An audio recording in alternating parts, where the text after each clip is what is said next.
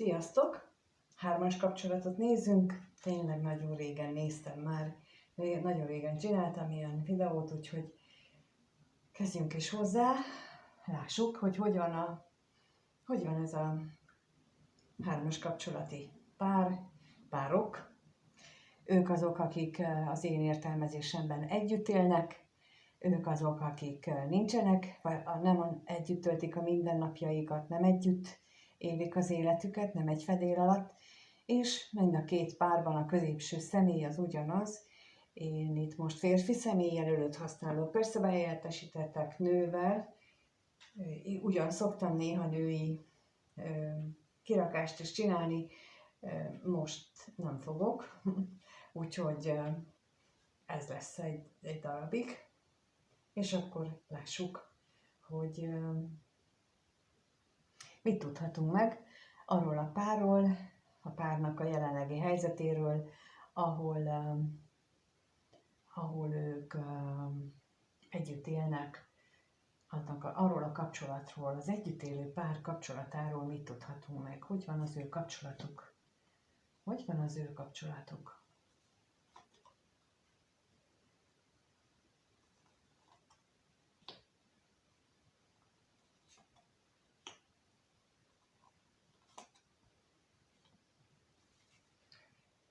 Hát úgy tűnik, hogy együtt vannak, elég stabilnak tűnik az a kapcsolat, annak ellenére, hogy a középső személy az mély letargiában van, és állandóan azon agyal, azon gondolkodik, hogy valaha a korábbi adott szavát, esküjét, azt hogyan tudná ő feloldani, hogyan tudná hátrahagyni, hogyan tudna ő abból kilépni, és itt ígéretekről, tényleg arról van szó. Van, akinél ugye ez tényleg hivatalos ígéret, van, ahol csak egy másnak tett ígéret. Nézzük az özvegy férfiről, mit tudhatunk meg.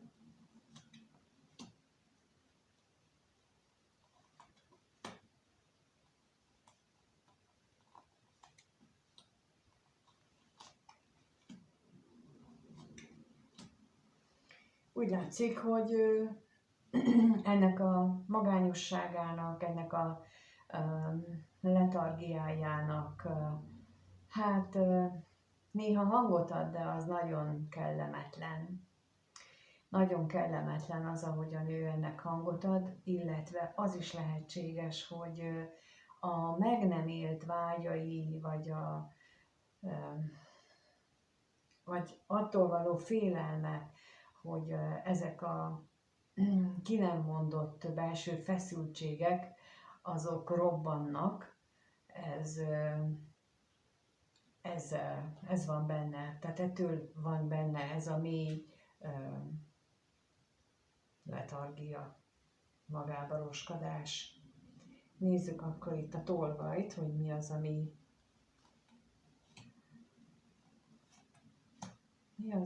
itt hátra kéne hagynia, legalábbis ő úgy gondolja.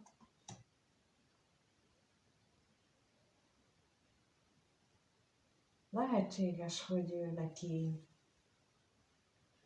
újra és újra előjönnek a múltból olyan dolgok, mint mondtam az előbb, olyan ígéretek, olyan emlékek, amelyek kifejezetten rosszul érintik, akár munkában, de akár az eltávolodásnak a menetében, vagy hogy hogyan jött létre benne egyfajta eltávolodás így a párkapcsolattal összefüggésben.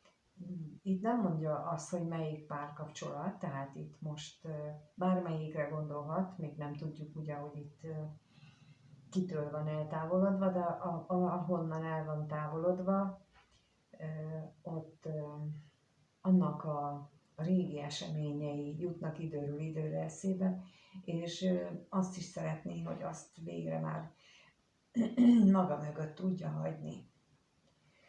Jó, megnézzük akkor, hogy ja, mindegy. Össze is szedtem. A másik kapcsolatban hogy állnak. Most ezt itt összeszedtem és nem tettem félre, de megnézzük, hogy a másik kapcsolat hogyan áll. Az, akik nincsenek, nem élik együtt a mindennapjaikat, attól még tölthetik együtt, de ha nem élik együtt, akkor önállók. Hogyan áll az a kapcsolat, mit tudhatunk meg arról a kapcsolatról.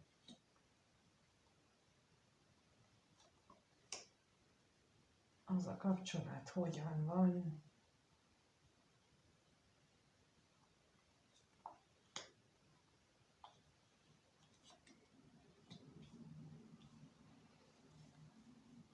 Azt hiszem, ez a jó szó rá, hogy viharos.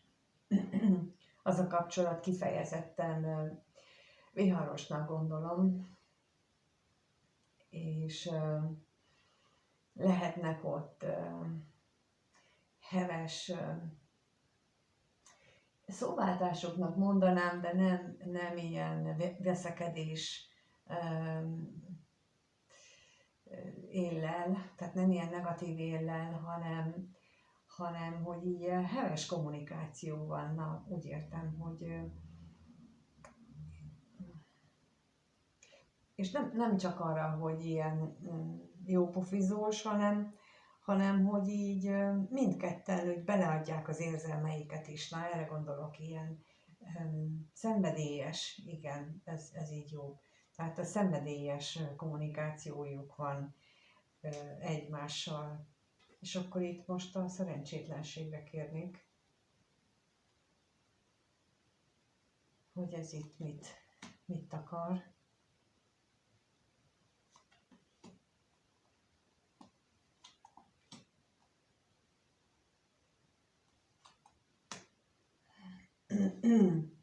Lehetséges, hogy amikor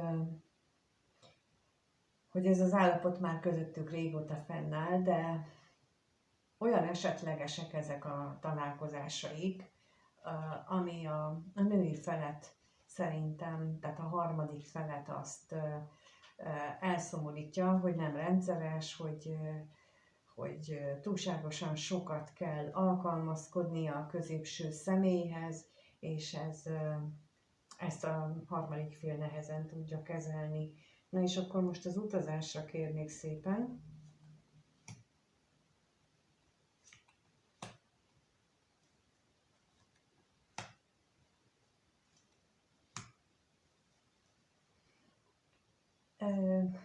Mint ahogy mondtam az előbb, tehát a harmadik félnél éreztem azt, hogy ő neki vannak itt ilyen problémái, hogy bizonytalan, hogy mikor találkoznak, nem kiszámítható, és abban reménykedik tulajdonképpen, hogy ebben valamiféle megújulás, változás fog történni, és sokkal szerencsésebben, sokkal jobban fog alakulni így a kapcsolatuk. Ilyen módon, tehát a találkozásaik. Na és akkor itt ezzel kapcsolatosan mondanám ezt a heves szóváltásokat, de nem úgy, hogy bántanák egymást, hanem hogy ilyen a stílusuk, tehát ilyen vehemens a stílusuk, és nem az a halk és szelíd és bele törődő, hanem egy ilyesmit érzékelek itt most energiában, tehát hogy ezt így nem tudom másképp elmondani. Na jó, akkor megnézzük, hogy akik együtt élnek, ők hogyan gondolnak egymásra. Lássuk, kettőt kérek szépen, hogy gondol a társ a középső személyre, az együtt élő társ. Milyen gondolatai vannak a középső személlyel kapcsolatban. És a középső személy hogyan gondol a társra.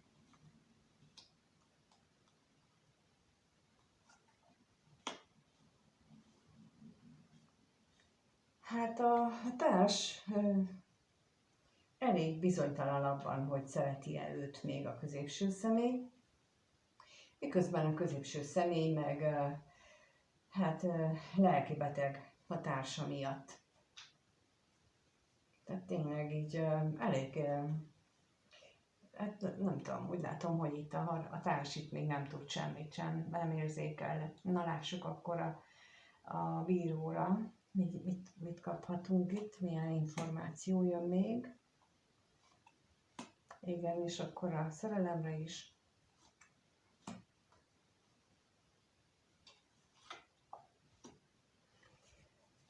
Egyértelműen ezt erősítik meg, tehát hogy itt a társ, ő még nincs tisztában azzal, hogy itt a középső személynek van valaki, láthatóan hazug kommunikáció van közöttük, és a mindennapjaikat szokásosan élik meg.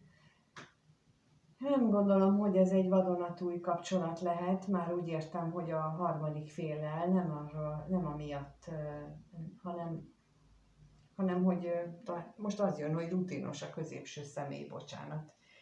Itt most ez jött, hogy a középső személy ezt így jól tudja menedzselni, hogy nem derült még otthon ki, és ezért a társ részéről az merül fel, hogy mi történhetett, hogy vajon szereti-e őt még a középső személy, tehát az a bizonytalanság merült fel benne.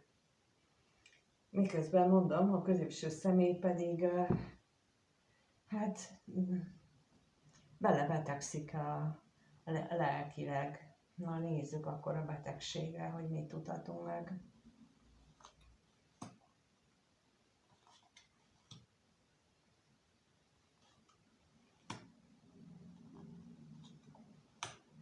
És a lelkészre is.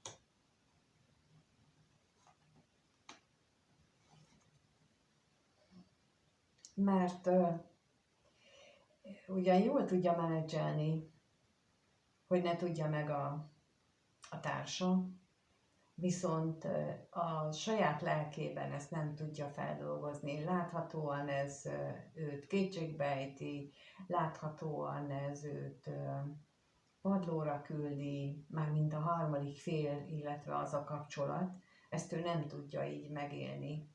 Tehát ő tulajdonképpen lelkiismereti kérdést csinál belőle magának, hogy ezt nem teheti a párjával, azzal, akivel együtt él, ezt nem teheti azzal, és az, hogy hazudik, az ő neki hát elég nehéz. No hát, az látszik, hogy ez egy olyan társ, vagy olyan középső személy, aki kicsit lelkiismeretes, és nem egy ilyen szélhámos fajta.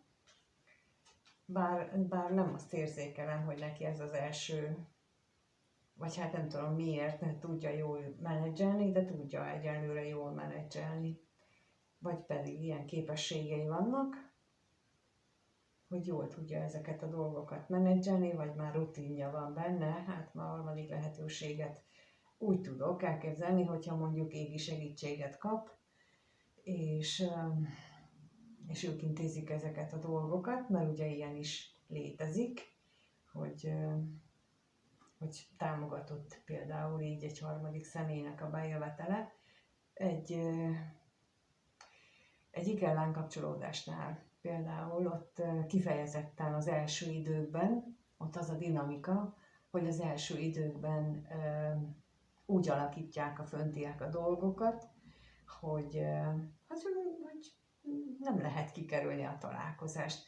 Viszont amikor már szétválasztják őket, akkor meg nem lehet úgy szervezni, hogy az sikerüljön, mert akkor már ellentétes a dolog, na mindegy. Szóval ilyesmiről is beszélünk a Ikerláng workshopon, akit érdekel, de itt most kifejezetten ez jutott, vagy ezt érzékelem, hogy ő neki ez valahogy nagyon megy, és láthatólag meg egyébként meg lelkiismereti problémát jelent. Na nézzük akkor, akik nem élik együtt a mindennapjaikat, tehát ők hogyan gondolnak egymásra, középső személy, kettőt kérek, hogyan gondol a harmadik félre.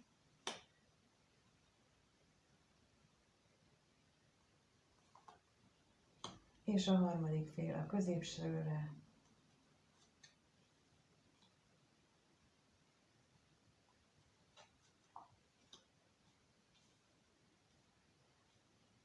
Láthatóan a középső személy próbálja a saját tudatának a mélyére elrejteni az ő valós gondolatait, az, hogy mit gondol erről a kapcsolatról, mit gondol magáról, mit gondol a harmadik félről, tehát ő nagyon mélyre próbálja elrejteni, mert nem akar valószínűleg szembenézni vele, miközben a harmadik fél azt gondolja, hogy a középső személyt nagyon dominálja a párja, nagyon uralkodik rajta, és hogy jó lenne, hogyha azon változtatna.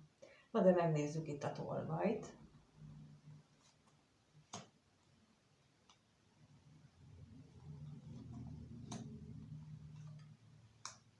És a lelkészt.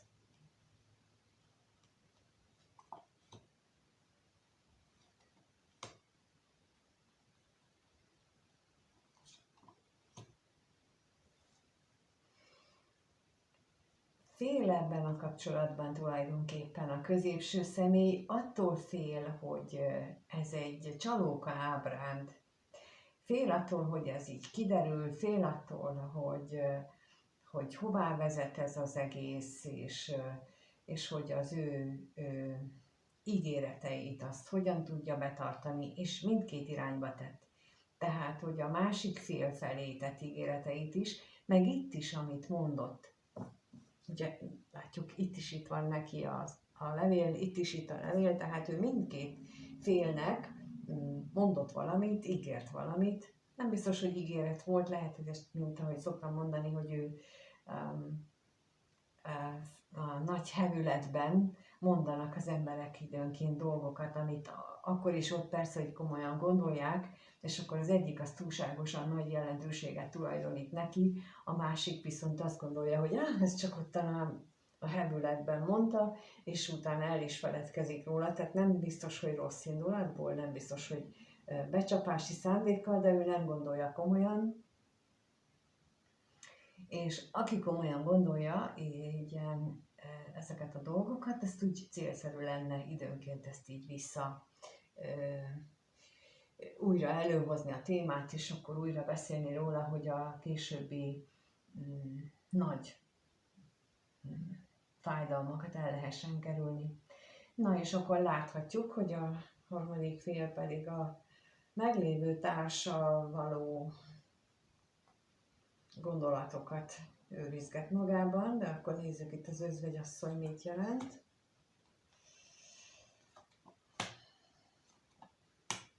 És a halálra is kérek.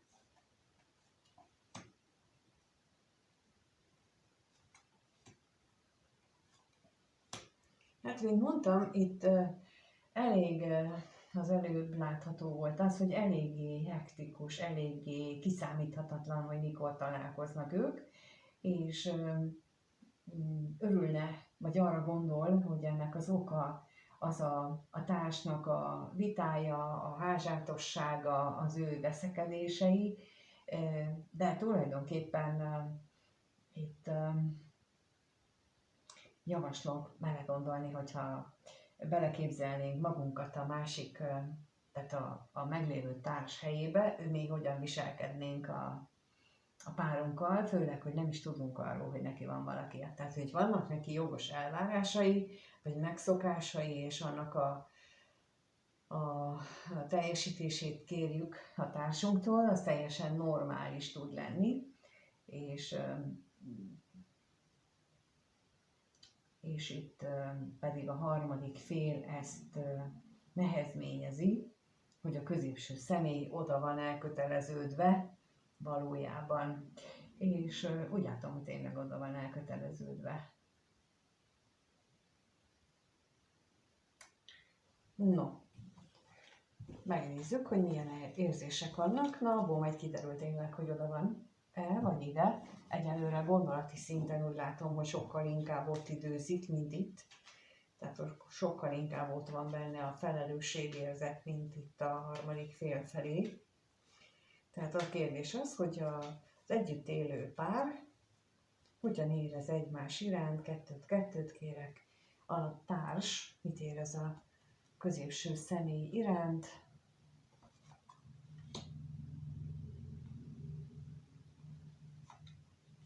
és a középső személy a társa iránt mit érez.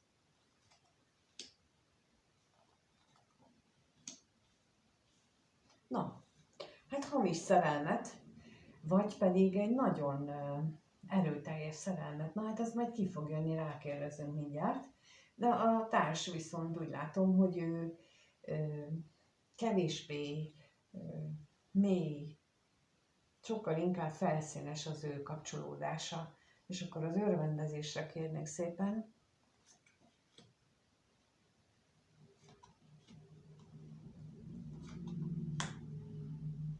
És az üzenetre is.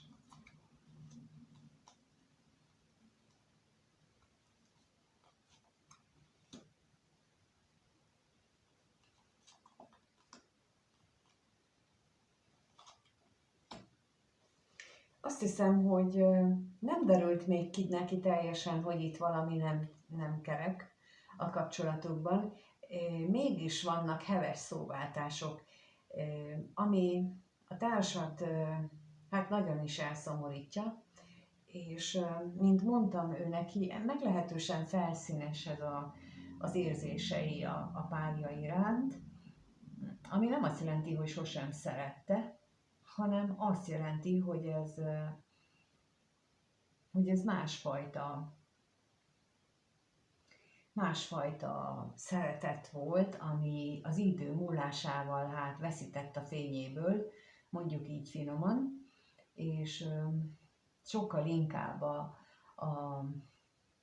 a hétköznapi kötelességek, vagy a hétköznapi szokások szintjére fajult, ez a kettejüknek a kapcsolódása, és igazából nincsenek igazán mély beszélgetések, nincsenek igazán együtt töltött idő, nincs ilyesmi. Nem biztos, hogy igénye van rá, mert ez így mindenkinek más a szeretet nyelve, van akinek ez, hogy töltsünk együtt egymással időt, van akinek az, hogy kis ajándékokat kapjon, vagy kicsit nagyobbakat, tehát mindenkinek más a szeretet nyelve. Na ez is például egy érdekes, hogyha igazán jó párkapcsolatot akarunk, vagy szeretnénk, akkor az fontos, hogy tudjuk a miénk, az aktuális szeretetnyelvünket, és a másikét is, és hogy oda-vissza tudjuk elmondani, hogy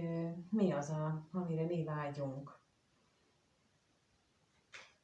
Na és akkor megnézzük, hogy itt a középső személy ő most hazudja a szerelmet, vagy nagyon-nagyon érzi ezt a mély köteléket itt a párja iránt. Először a szerelemre kérnek szépen.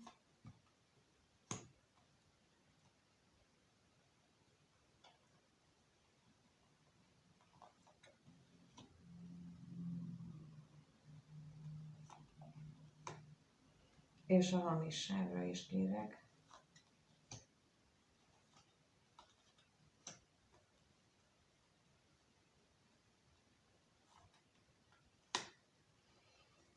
Ez sokkal mélyebb. Az előbb ezt mondtam, hogy én ezt érzékeltem itt már a gondolatoknál is, hogy itt egy nagyon mély kötődés van a középső személy részéről a társ felé.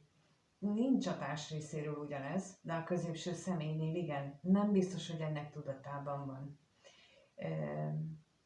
Lehetséges, nagyon gyakran látok olyat így horoszkóp képletekben, hogy csak az egyik fél részéről van meg ez a nagy elköteleződés a másik felé, miközben a másik személy hát elég lazán kezeli, ahogy itt is mutatják a lapok. Azért, mert ez például, és többnyire már egy korábbi inkarnációban voltak ők párok, vagy voltak ők már kapcsolatban, és mondjuk a középső személynek lélektartozása van a jelenlegi társa felé, akkor ő ezt úgy tudja megvalósítani, hogyha ez a mély érzésekkel kötődik hozzá, ezzel a mély elköteleződéssel, aminek nincs is tudatában, ez csak belülről ösztönösen érzi, hozza magával, és így lesz képes arra, hogy ő maga le tudja ezt a tartozását a társával szemben, ebben az inkarnációjában. Úgyhogy itt nagyon ezt látom ebből, és például ikerláng kapcsolódásnál nagyon gyakori, hogy az ikerláng félnek, az egyik félnek ilyen feladata van, hogy ezt így rendezze a karmikus adósságát, mert ez viszont egy karmikus adósság valójában, és így tudja rendezni. Na, és akkor megnézzük, hogy mit éreznek egymás iránt azok, akik nem élik együtt az életüket. Középső személy részéről kérek 2, hogy mit érez a harmadik fél iránt. És a harmadik fél a középső személy iránt.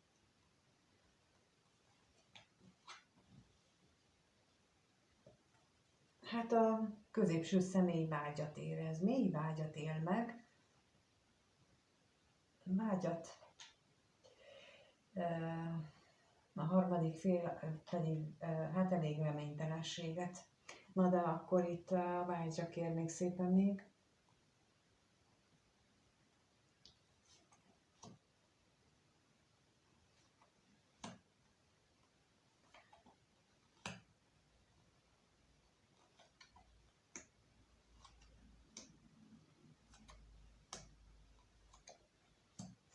És a szerencsére is kérek. Jó, hát a középső személynél láthatunk, hogy ő itt ebben a kapcsolatban szeretné megkapni mindazt, amit a másik kapcsolatában nem kap meg, ami miatt ott ő magányosnak érzi magát, és itt pedig úgy éli meg, hogy ez egy ilyen szempontból nagyon is jó kapcsolat, sok újdonsággal, sok felismeréssel, ráébredéssel, adáig még nem jutott el, hogy megértse, amit az előbb mondtam, hogy ő valójában oda van elköteleződve. Ez általában akkor szokott kiderülni, amikor a meglévő társ akkor fölajánlja neki, hogy akkor lehet menni és kezdeni új életet. Na, akkor szoktak így a középső személyek azt visszatáncolni, és azt mondani, hogy jó, nekem ez itt, és akkor minden, amit a harmadik félnek ígértek, akkor az a levegőbe elveszik. És nem azért, mert ő hazudni akart, hanem egyszerűen ő nem méri fel, nem érzékeli ezt, amit itt lehetett látni, hogy ő milyen nagyon oda van elköteleződve, és itt meg csak ilyen nagyon laza, tényleg nagyon laza, tehát így kijöttek, hogy itt ebben a kapcsolatban ő semmi más nem akar, csak a kiegészítést, ami a másikból hiányzik neki. Ez lehet, hogy pusztán csak testi, de lehet, hogy valamilyen másfajta szórakozás, vagy másfajta megélés, ami otthon nincs meg, és ez így nem tudatosodik benne. Tehát nem a rossz indulat van itt mögötte, hanem egyszerűen az, hogy csak él bele a vakvilágba, és nem ébred tudatára, hanem egy robotként éli le az életét, és mindenki, aki nem dolgozik magán, és nem tudatosan vizsgálja meg, hogy ezt miért csinálom, vagy ez miért így történik, azok kvázi hasonló szituációban vannak. Sok minden nem is érzékelünk. amíg nem kezdünk vele foglalkozni. Na és akkor a harmadik félnél meglátjuk a reménytelenséget. A reménytelenséggel, a veszteségre kérnék, hogy itt mit mutat.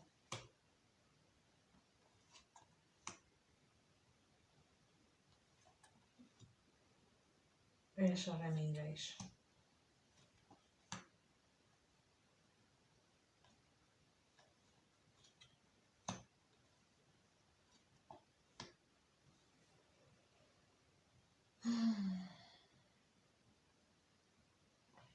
Úgy látom, hogy ő benne nagyon nagy ez a félelem és a féltékenység is az együttélő társra. Megint ez jön ki, mint ott az elején, hogy ő benne ez túlságosan ez dominál, és aminek energiát adunk, amire fókuszálunk, az történik meg, és hogyha most te így nézed, és te észreveszed magadban ezt, hogy féltékeny vagy mondjuk az együtt élő társra, akkor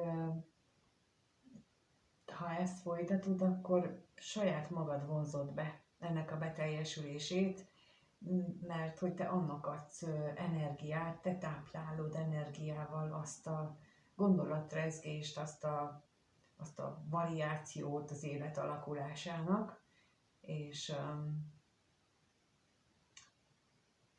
és hiába szeretné te azt, hogy az érzései itt legyenek, illetve hiába vannak neked is mély érzéseid,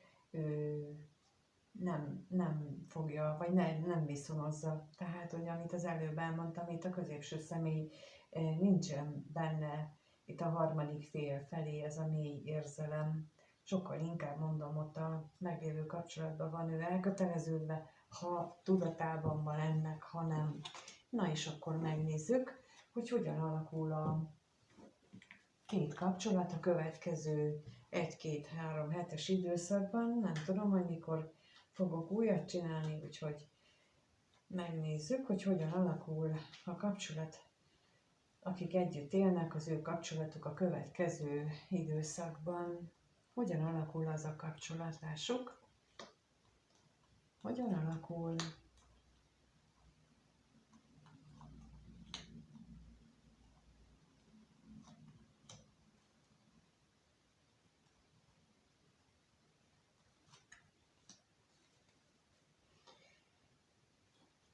Elég jól. Újra és újra vissza tudnak nyúlni, úgy látom, a múltba. Újra és újra tudnak ők a múltból táplálkozni, még akkor is, hogyha nagyon viharos tud időnként lenni a kapcsolatuk, és akkor a reményre kérnék szépen.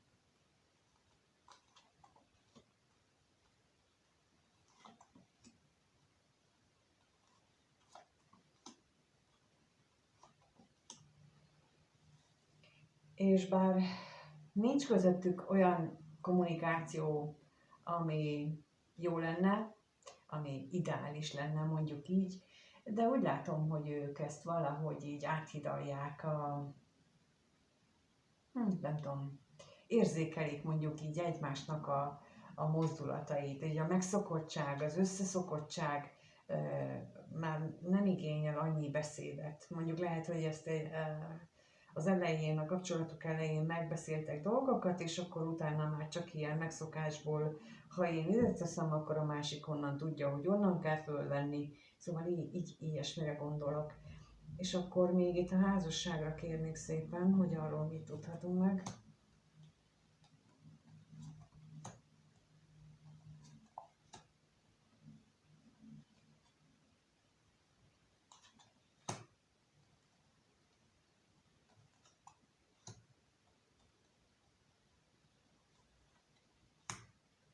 Hoppá, ez engem nagyon meglepett most, bocsánat, de erre aztán igazán nem számítottam, olyan, mint hogyha... Na hát ez például megint az Ikerláng workshop, ahogy ugye készítem elő annak a dolgait, vagy ahogy összeraktam, ott van egy ilyen, az jutott eszembe az a dolog, ami ott van, lehet, hogy ez úgy néz ki ez a kapcsolat, hogy ez egyébként működőképes, de itt jön az égi beavatkozás. Mert, mint ahogy mondtam, hogy a középső személynek ebben a kapcsolatban karmikus adóssága van, amit neki le kell tudni, ezért van itt ez a mély elköteleződés, és mindez addig tart, ameddig az égiek úgy nem gondolják, hogy oké, akkor itt letudtuk, megtetted, amit tenni kellett, letudtad az adósságod, és akkor most el lehet válni.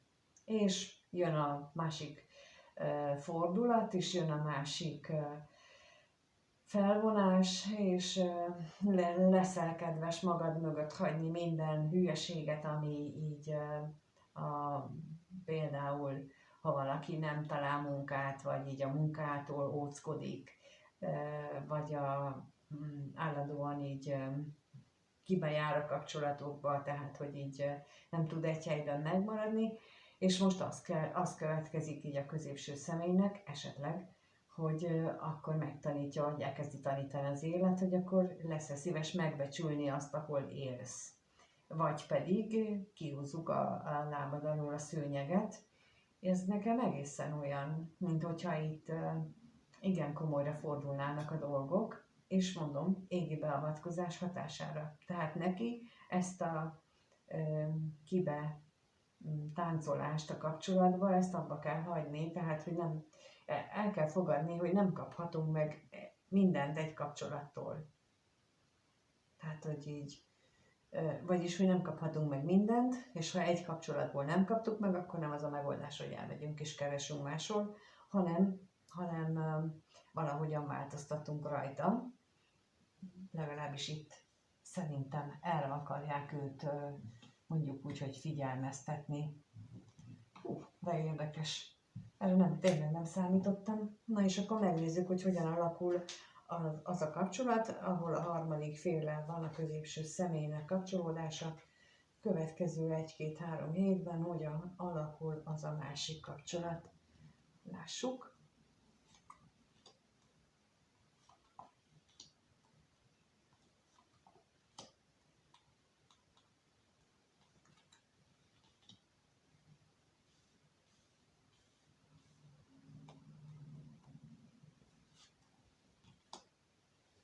Na, hát itt úgy tűnik, hogy lesznek szerelmes találkozások, kommunikáció, viszont problémák is lehetségesek. Na, megnézzük, milyen problémák lesznek itt, a betegségre kérek.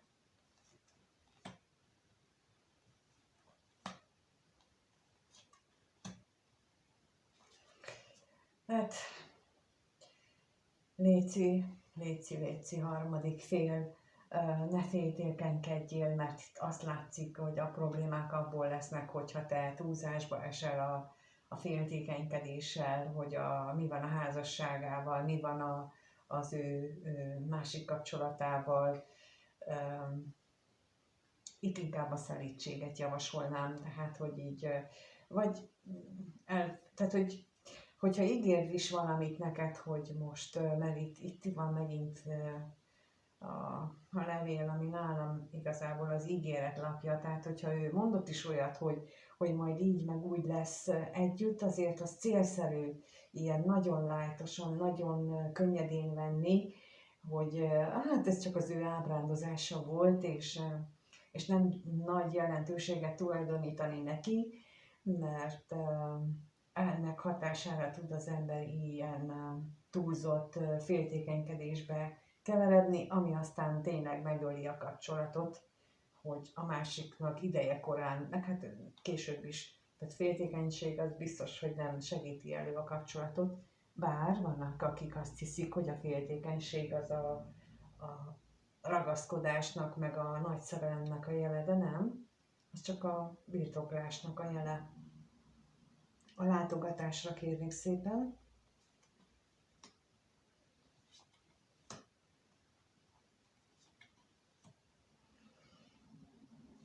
Hát azt mondtam ilyen naívan, hogy azért lesznek szerelmes találkozások.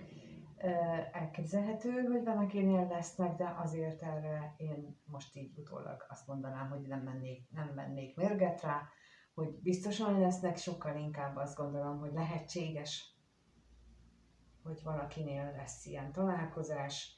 Na és akkor még itt a szerelemre kérek.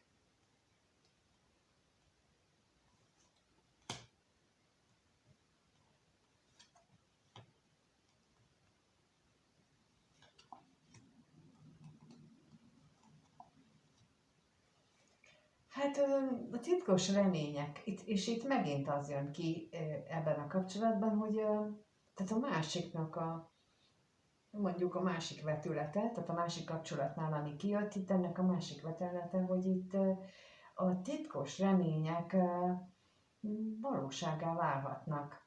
Hú, ha ez így van, akkor még inkább javaslom a harmadik félnek, hogy ne féltékenykedjen, mert itt akkor nagyon el tudja rontani a dolgokat.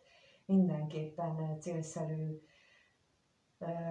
ezt így magát megfékezni, bármilyen gondolatai is vannak, mert itt úgy látom, hogy esélyek adódnak, és úgy kezelni ezeket a dolgokat, hogy a harmadik fél az ne a meglévő társal foglalkozzon, hanem az ő saját önbizalmát növelje, az ő saját értékével legyen tisztába, és kérje ki magának a saját értékének tiszteletét. És tehát ugye a középső személy az ne gondolja, hogy neki alanyi jogon jár, hogy ő a harmadik féllel akkor találkozik, amikor ő akar, hanem hogy a harmadik fél nem azzal kell megfenyegetni, hogy most letiltalak, meg elválok, hanem hogy én ezt szeretném, hogy most találkozunk, vagy holnap találkozunk. Nem tudunk, akkor nem tudunk. És akkor kész. Tehát akkor így nincsen ezzel probléma. Úgyhogy itt sokkal inkább ez lenne talán a célra vezető a jelenlegi állások alapján, de persze ezt az egyéniben lehet leginkább megnézni, mint ahogy például az ikerlángot is, vagy bármilyen más kapcsolatot, annak meg a leírásban találjátok az elérhetőségemet, hogy hogyan tudtok egyéni konzultációt kérni, de ott van a leírásban az is, hogy például erre az ikerláng workshopra, hogy tudtok jelentkezni, vagy hogy ne kerüljetek állandóan ilyen szituációkba, hogy harmadik feles kapcsolódásba, ott biztos, hogy van a családi felmenőknél ennek valamilyen vonulata, úgyhogy a családi karmaoldást is tudom javasolni, mert nagyon szép dolgok tudnak belőle kialakulni, hogyha azt így sikerül feloldanunk, úgyhogy javaslom, nézzétek meg, és keressetek, hogyha elszánjátok magatokat. Én igyekszem mindenkinek a maximumot segíteni. Köszönöm, hogy itt vagytok és megnézitek. Köszönöm, ha megírjátok kommentbe, hogy például ebben most mi volt nektek a segítség, mert ez tök jó olvasni egyébként, hogy megírjátok, hogy ez így most megint volt új információ, de hogy mi volt az is jó, mert akkor azzal kapcsolatosan valahol itt a tudatom mélyén, vagy én nem is tudom, hogy hogyan jön ez, akkor legfeljebb, legközelebb esetleg arról beszélek többet, vagy abban a témában tudok még mást is mondani.